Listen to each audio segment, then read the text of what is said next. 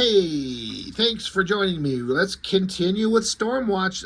Last time we got up to issue 9 or 10. I know I've gone up to 10, but at some point in there, um, the studios had done their jump forward in time to issue 25, which we have reviewed. And then I can't remember if I went issue 9, then showed issue 25, and then did issue 10. Either way, it doesn't matter. We're on to issues 11 and 12. But the basic premise is that our leader, Battalion, he was taken into the future and shown, I think it was supposed to be a year into their future, the characters, where he saw that the world had gone to hell. You know, their space station had been pulled from the sky, characters were dead, good guys had become bad guys, everything is just terrible. And then he gets sent back in time with the knowledge that that shit is on its way. And so it kind of is fucking with Battalion, because of course it would. How could it not? It's going to, affect everything that you know when you know that the horrible future is coming. The interesting thing that was going on about the issue 25, like, again, they were on issue, whatever it was, 7, 8, 9, and they decided to print issue 25. And it's not kind of like a storyline where you see a bleak future and the characters have to do all these kind of crazy shenanigans to avoid it. The point of issue 25 is that it will happen. The stories leading up to it, issue 24 will lead directly into issue 25, which you would have purchased a year and a half or whatever ago the time frame is, and then issue 26 will follow that story, which at the time for me was a very unique thing. Like, it's not like a storyline that you're seeing the future and the characters avoid it. It's that this story that we're in will lead to that. So somehow the space station that they're on will get blown up and destroyed and crashed on Earth. Characters will die. Good guys will become bad guys. Everything goes to hell. So it's just kind of like this ominous thing on its way. I actually think it's legitimately an interesting idea. How was the actual payoff? Kind of okay, I guess. It's ultimately, the problem is, and I say this, and I just got done reviewing one Wildstorm book, and now we're here on another one, and I've done a Wildcats recently, and I feel bad saying this in a way, because, well, I don't know, I shouldn't feel bad, but these Wildstorm titles are just not that exciting in these early years. It's just kind of okay stuff, and sometimes they feel like it's got the books kind of feel like they're trying to be more important and smarter than they actually are. And when it's just standard superhero shit, a team of characters, the awesome leader, the strong guy, the hot girl, there's a bunch of villains, including guys that always look like Deadpool, and then they fight and they talk and have character interactions, where you've already seen the best types of character interactions on stuff like the classic X-Men books from Claremont, or some of the best issues of Avengers, or all, the Justice League, all these classic stories. And now you got all these new Image comic characters, and they're trying to sit them down and have interesting stories, and it's just not clicking. They tried. I mean, they got Ron Mars on here writing. I can't remember where he started. I can't remember if he was writing any of the previous issues. But they were trying. And to me, Stormwatch became a very middle-of-the-road book. Not the best, not the worst, but just kind of in the middle. Just kind of okay. It kept me going enough to collect it for a while. And then they got this artist, Matt Broome. I don't know where he came from. My recollection of the stories at the time is that I don't remember seeing his work in anything else that I can recall. It's just suddenly he's drawing Stormwatch. And he's at both times kind of good, and then kind of got all the worst kind of artistic instincts that a new penciler would have at this time, drawing in this ridiculous Image comic style, which we both kind of... Well, I say we, a lot of fans out there, a lot of guys my age, we all look back on this and go, I wish comics had the same kind of fun and energy. But then you go back at it and you're like, it feels so kind of hollow. There's very few artists that had the flashy 90s style and had it be very memorable. And there was a lot of artists drawing that it's just kind of, they're drawing in that style, big muscly guys, lots of gear, hell of a gun. Good Lord, is that a hell of a gun? It's just kind of okay, but there's some weird anatomical and physical structure things. Matt Broome, I think, was okay. I felt like he was doing a commendable job. He was never a superstar that I ever saw, but he was not the worst of the bunch by far. No, no, he was pretty good. Both of these covers are kind of fun. I'm digging issue 12 here. I figured we'll just go through both of these issues. Just to, there's a bunch of issues to Stormwatch to go through. And none of this stuff is so interesting where I feel like I want to stretch it out and let it breathe and look at every issue one by one, because it's really not worth that kind of level of interest. So at least they took the story out of the hands of Jim Lee and Brandon Choi. Thank fucking Christ. Ron Mars, industry legend.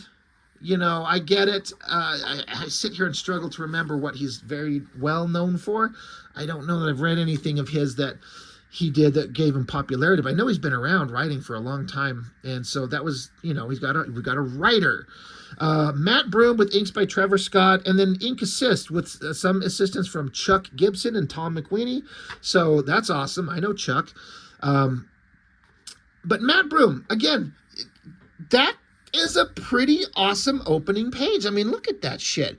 If you were just to be traversing Facebook or Instagram or wherever the hell you see art in any kind of these groups, and someone showed up drawing like this, every one of us be going, fucking hey, dude, like, you should be drawing for Image Comics. You would have been hired in the 90s. Like, it's exciting and it's detailed, and he's kind of got like, if I had to make like there's the artistic influences I kind of see, I feel like there's kind of a appreciation for a Stephen Platt. There's a Jim Lee style in there. There's a Whilce Portacio in there. There's some Rob Liefeld energy in there. It's, it's all kind of there. The coloring, Steve, I don't know if it's Furchow or Furcow. There's times where it looks really good, and sometimes it's a little bit overdone. Again, this 94, it's early computer coloring. Like, I both kind of dig these clouds and kind of don't think that they work. I don't know how to explain that why, but it's uniform and consistent, and so it's got a specific look, and I like some of the reflections going on and the glowy highlights. Like, it's kind of cool, but it's not my favorite, but it's kind of cool. Yeah, the Stormwatch team, they're in Siberia, they're cleaning up whatever the hell, there's some domestic dispute. Let's finish up here, team. It's so cliche, the badass leader saying, hey team, good job, let's mop up, we don't want to be here any longer than we have to. So then we get the big giant double page spread of the team. So let's see if I can remember their names. Battalion, Winter, Fuji, I think this is Battalion's brother. I can't remember his fucking superhero name. They'll say it. Strafe, actually, right there. Strafe is the name that they gave Battalion's brother. Again, it's like, this is stuff you've seen before. This is where you see some of like the weird anatomy stuff. The way that this head is attached to like the back of his fucking skull, which is way back here. Like, just imagine, you know what? I'm going to spread the love around. I get out tracing paper for Liefeld all the time. And it's kind of me being unnecessarily douchey, but I was not expecting this. If I was planning to do this, I would have this shit ready to go. But just to kind of give an example, sometimes the weird anatomy things that are going on don't jump out right away. Sorry, I'm looking for a correct pen to do this with. But, and again, this is not me shitting on Matt Broome, but let's just, like, you could see, here's the front of his face. There's his nose with dramatic lighting, his eyes. Just copying the lines that he put down, right? And then here's his neck. So here's the back of his skull. So the place where we have to kind of fill in is under his hair. We're not going to do his, spandex outfit. So we're going to kind of pretend like he's bald. And what would this look like? Oh, let's get in the gritted teeth. It's got to look like an Image comic, and there's got to be dramatic line work and shadows and lighting, right? But can you already see, like, let's just kind of imagine where and how this skull kind of freehanding it. So, I mean, maybe it cuts down here a little lower, but do you see what the fuck I'm talking about? And then, his shoulders, and then so here's his shoulder. There's his biceps and his forearms.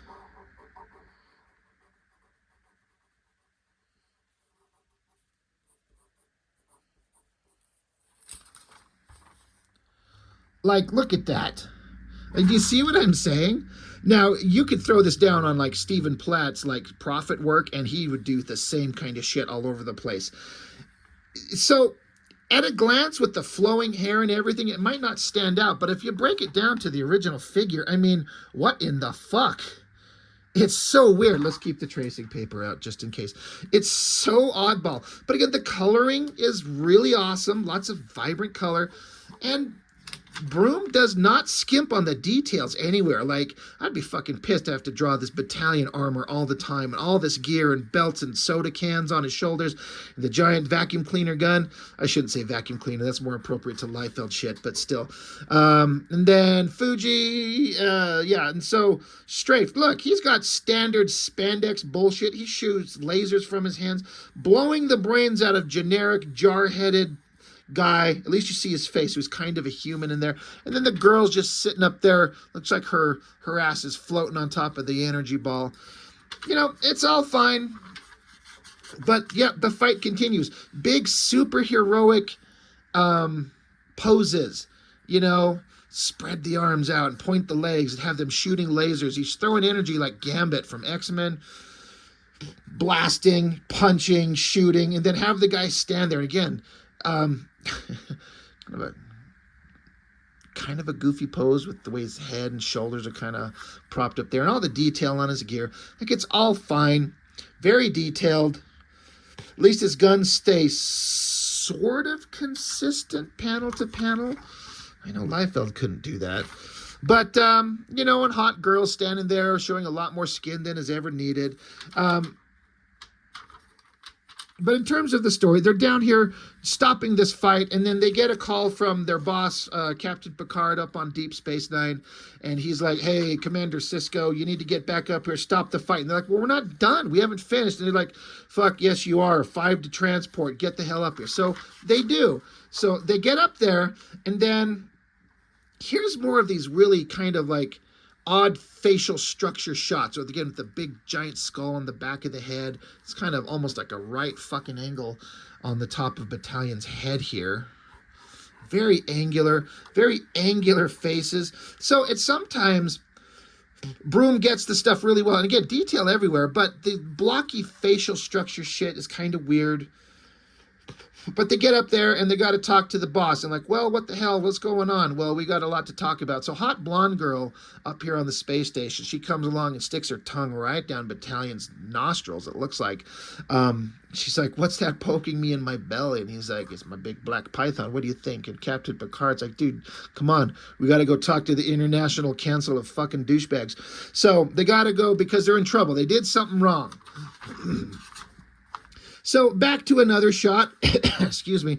So now we're in 10 forward on Deep Space Nine. Sorry, I keep making these Star Trek references because at a certain point, I kind of felt like Stormwatch started to feel-ish like a Star Trek kind of thing. They're on a space station. It's, set in space, and they're beaming down to stop things. I know Star Trek's not about beaming down to stop fights, but it kind of had like a sort of-ish Star Trek feel, and that's what's on my brain, so whatever. Plus, you got a bald guy in a red shirt, the weatherman. He's just Captain Picard. So, anyway, now we're in 10 forward, and the crews are all talking. There's personality conflicts between everybody. You got the damn stupid girl with no nose. I'm trying to remember her name. It starts with an N, Nikita or something like that. She has no nose. It's so dumb. But the characters are kind of douchebags to each other. Some of the older crew, the douchebag soldiers, Cannon and whatever the hell this guy's name, Flashpoint, I think it is. They're trying to get Battalion's little brother, he's supposed to be like a kid, like late teenager kind of thing. Like, hey, you should come with us. We're going to go have some fun. You want to come with the cool kids or stay up here with the boring guys? And he's like, sure, all right, I'll go. We'll go down. Where are we going? He's like, we're going to take you to a fucking titty bar. Like, hell yeah, Fuji, you want to come? And Fuji, He's like, nah, bro, I'm good. I can keep myself amused on Stormwatch. We actually get into some backstory of Fuji a little bit in these issues, which, again, they're trying to take the boring, nonsensical, know-nothing, generic strong guy and giving him some personality. And they try. They sort of succeed, sort of. We'll get to it. But now Captain Picard and Captain Sisko are standing amongst the Federation Council, and they're pissed off because you guys went and did a thing multiple times. You did a thing here, and you did a thing here, and now you did another thing, and it's against the wishes of the Council. We told you not to do it.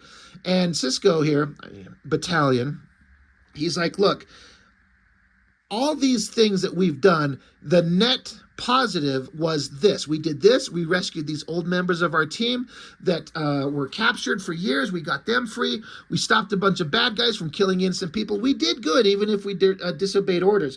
And he's like, bald asshole here. He's like, you understand, we're the Council. This is an international organization where multiple countries have a say in what happens.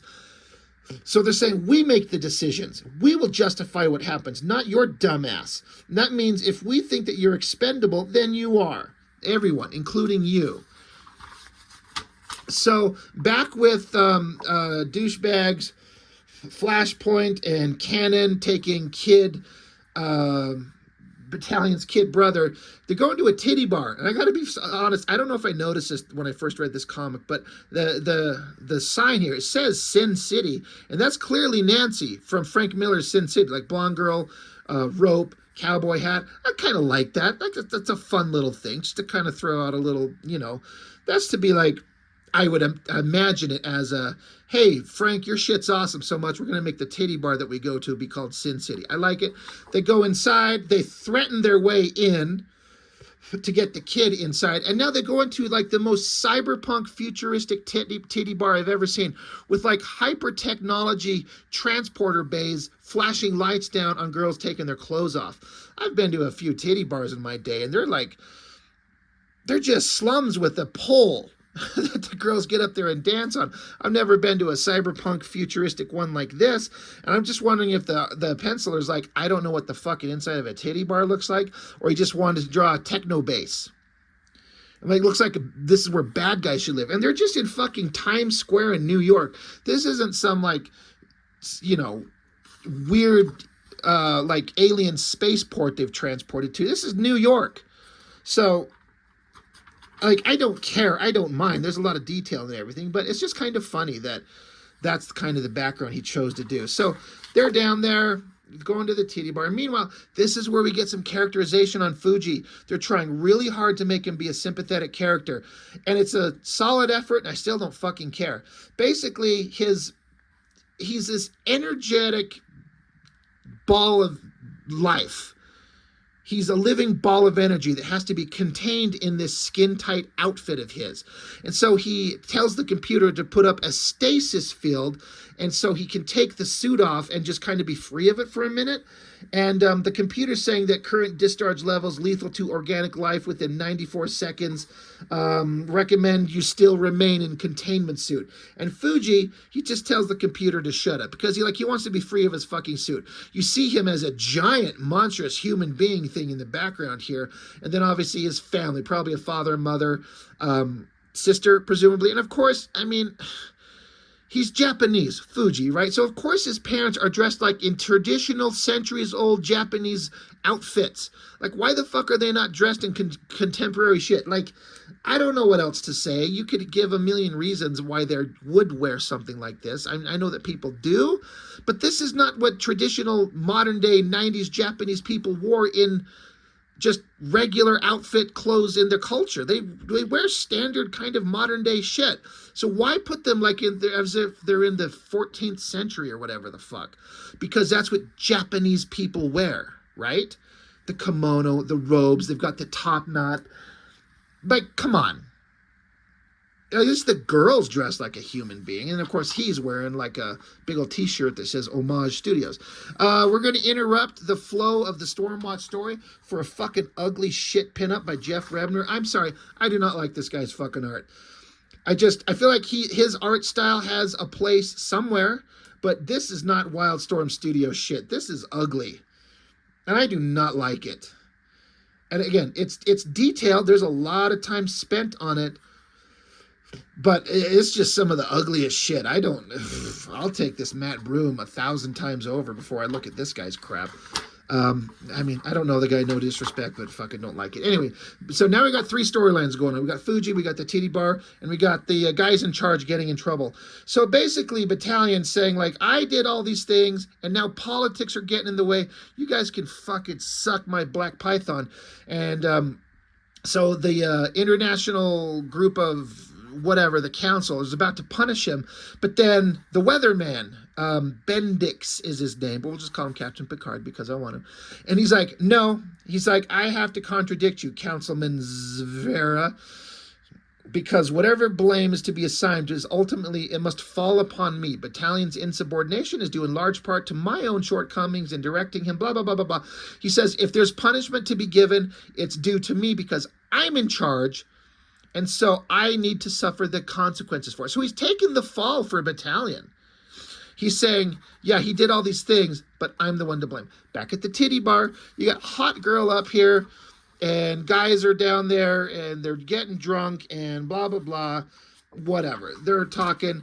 And so the dudes start getting drunk, and they start giving each other insults. And the insult Battalion little brother, they insult Battalion himself. And so little brother's like, don't you fucking talk shit about my brother. So big action shot as he jumps up and points and charges up his energy fist and socks a guy across the room. We can't go to a titty bar without a big fight, right? So they start beating each other up. This is what men do, I guess. Back with the council, they're like, okay, you know what?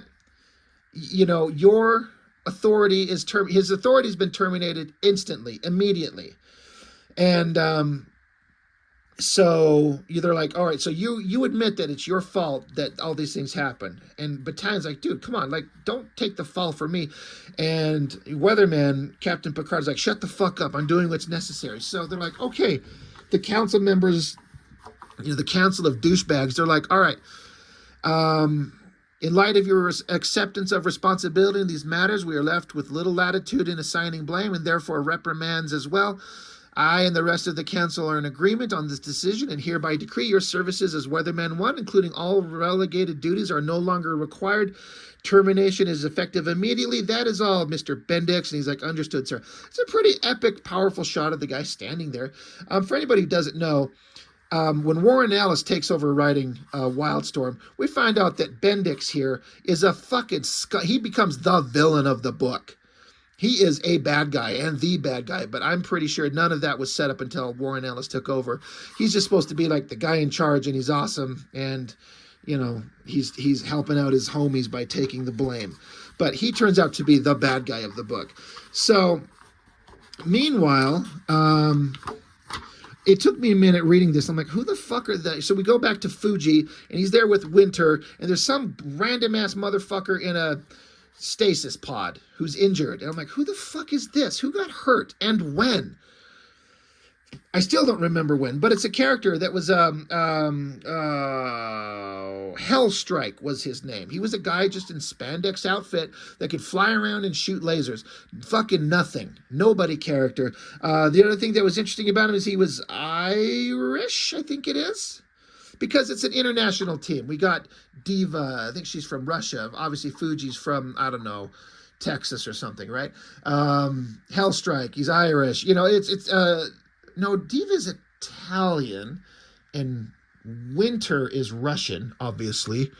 Anyway, but he got hurt somehow, and his life signs are failing, and something's going on. His body is breaking down. Something's not going right, and suddenly he starts having a seizure or something. Holy shit, doctors come quick. Boom, giant explosion, blowing a hole through space in the space station. Like, oh shit.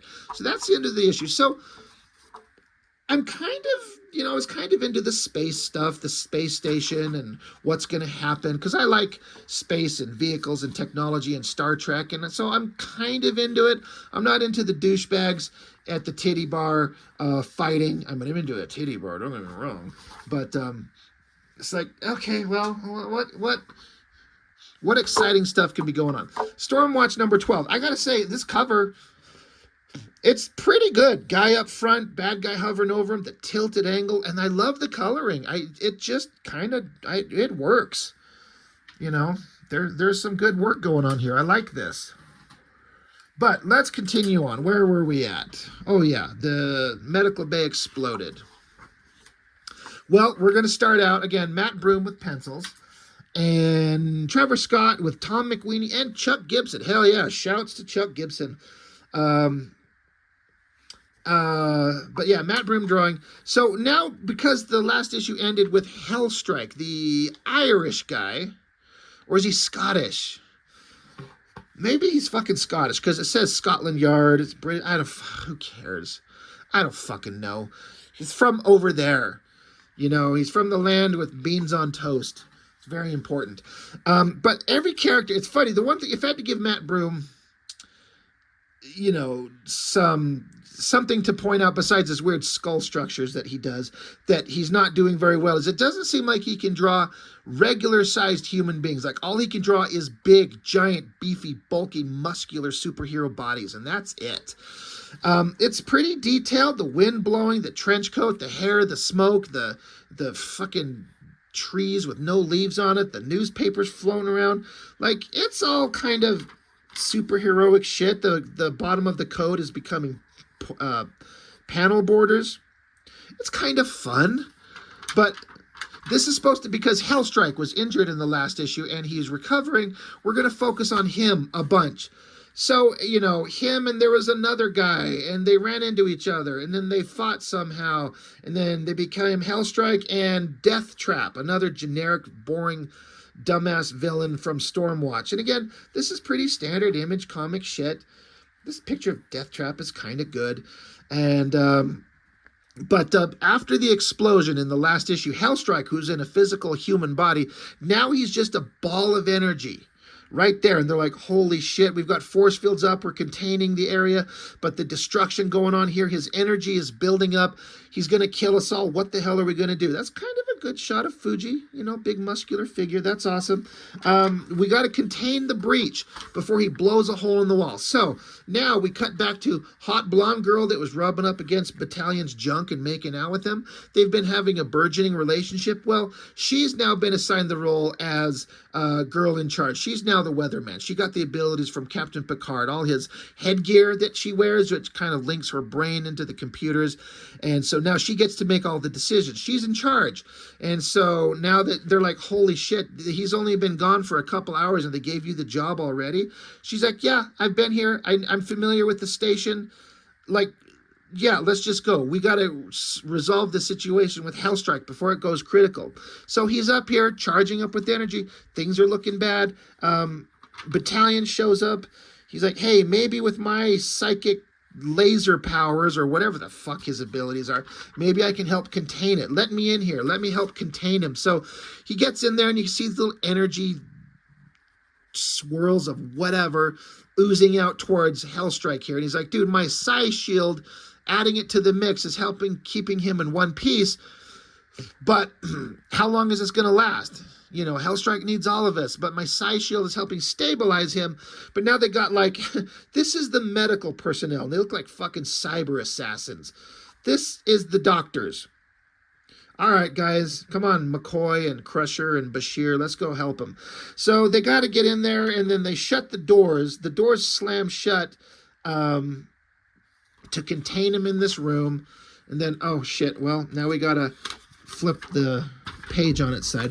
I got to say, looking at this, I mean, this is like the exact same angle and almost the exact same fucking poses from one of the issues of X-Men that Jim Lee had done, where all the teams are sitting at a table getting ready to go somewhere. I can't remember what issue it is. It's, you know, in those early the new issue, the new X-Men title that Jim Lee started. There was a team of the blue and gold X-Men sitting at a table. Like, I think Gambit was standing here, and this was Storm, and you know what I mean? And I'm not saying this is a negative, but I feel like Matt Broome clearly took inspiration from that scene to draw Stormwatch sitting around a table, and they're like, we have to decide what we're going to do to resolve this issue with Hellstrike, because he's charging up and he's going to kill us all if we don't fix it somehow. So there's a lot of talking back and forth where they're trying to debate what they should do, what's safe, what's moral, what do we do. Also, there's some kind of there's another battle going on somewhere. I need to send some of you down to go into a fight. So, all right, I'm going to send you, Cannon, Fahrenheit, Strafe, and Winter will be team leader. And Cannon, who's always been a young, brash douchebag, he's like, what the fuck? Why is Winter in charge? And she basically says, because we're going into a Russian area, and Winter is Russian, and so he speaks the language, and because I said so shut the fuck up. And so Cannon's like, all right, sure, fine, you're in charge. And then they put the other team on, like, cleanup duty. Who fucking cares?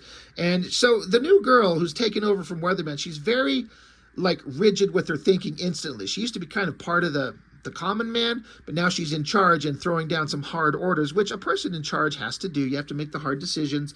And then they talk for a minute, and they're like, how's this going to affect our relationship? Because we used to, like, run off and go fuck in the bathroom all the time, but can we do that now that you're in charge?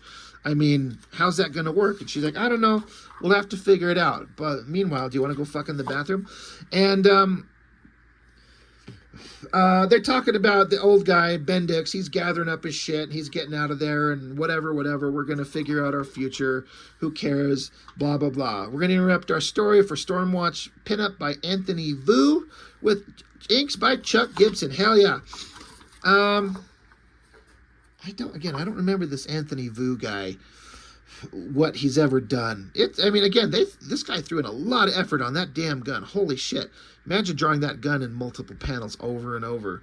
I don't know what Cannon is up here sitting on. Is he sitting on the gun? Yeah, it's fine. Good inks, Chuck. Anyway, God, the fucking multiple pages of Battalion and Blonde Girl talking about how they're going to resolve their relationship problems. And this is them kissing, sort of. I mean, they're not really kissing. What the fuck? It's like he's bored and she's not interested. I don't know. Anyway, getting back to the I was going to say the interesting part of the story, I guess. But we're getting flashbacks to, again, Hellstrike and Deathtrap. And they're fighting. And maybe this is what happened. This is how he got hurt. Hellstrike got his face melted off. I honestly can't remember. These stories are not that super interesting. One of these bad guys, this guy here, Flashpoint. Is this Flashpoint? No, this is Sunburst. And while they're fixing and repairing things, Noseless Girl is trying to talk to Sunburst, and he's not listening. He's not responding. It's like he's tuning out. He's zoning out. I think they're trying to set up that, something's going wrong with him. He's not right in the head, and maybe he's going to be evil soon enough, because that's clearly how it's kind of being implied right here. Who fucking cares? Anyway, they're like, we're going to have to eject Hellstrike into space. He's building up. We can't contain him. He's going to blow apart the station. And Fuji's like, fuck you guys. We have to do something. I can do something. And she's like, I'm trying to protect the lives of everyone here on the space station. There's more than 1,000 people here, and you want me to put everyone's life on the line for one guy? And she's like, for God's sakes, at this point, we don't even know if there's a mind left inside Hellstrike. There's nothing I can do but release the airlock. So I got to be honest, they're at least making the dialogue between the two characters and the two opposing points of view give valid reasons for what they're trying to do. He wants to save his friend, and he's like, we can't just shoot him into space. And she's saying, I get it, but we're risking all of our lives if we don't do this. This is one man. There's 1,000 people up here. We have to do something drastic, and I don't want to, but we have to. And that's a valid thing. When you're in a military situation, kind of like in the movies where, like, you got the submarine commander calling down to the guys, like, you have to seal that lock. And they're like, well, there's guys in there. They're on their way. And like, you can't wait. If you don't lock that door, the flooding water will sink the sub and we all fucking die. I'm giving you the order right now to shut that fucking door. You have to do it. That was in Crimson Tide, I think that scenario was. It's the same kind of thing. She has to make that call. We have to fucking get rid of him. And so Fuji's like, no, I'm going to do something. So he goes into the room, I guess, shuts the door behind him, and rips off his outfit to reveal his own energy body. He's like, Hellstrike is now all energy. Well, I am all energy, so I can show him how to focus his mind and his abilities or some fucking thing. If he can control himself, then we don't have to kill him. So now we go inside their minds, I guess. So here's Hellstrike sitting on a bench, and there's giant Fuji, and they have a little heart-to-heart. There's more of that weird-shaped head shit going on. Good Lord.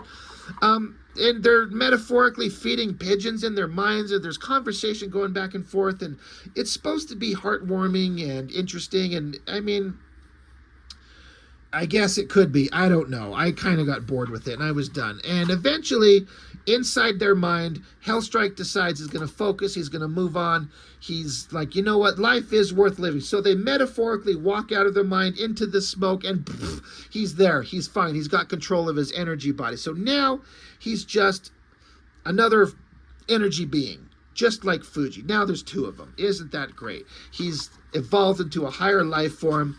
That's awesome. And back with the team that got transported down in Siberia again. Holy fucking thick thighs. Holy shit, Winter. Fucking huge ass lower body. Anyway, they show up, there's an explosion, and some fucking generic Russian-made cybernetic robot thing shows up to kick all their asses. The end. That's a pretty awesome drawing. All the metal textures and gears and designs. As in terms of a generic cybernetic nobody douchebag thing to fight, that's a pretty good drawing. That's pretty epic. So that's the end of it.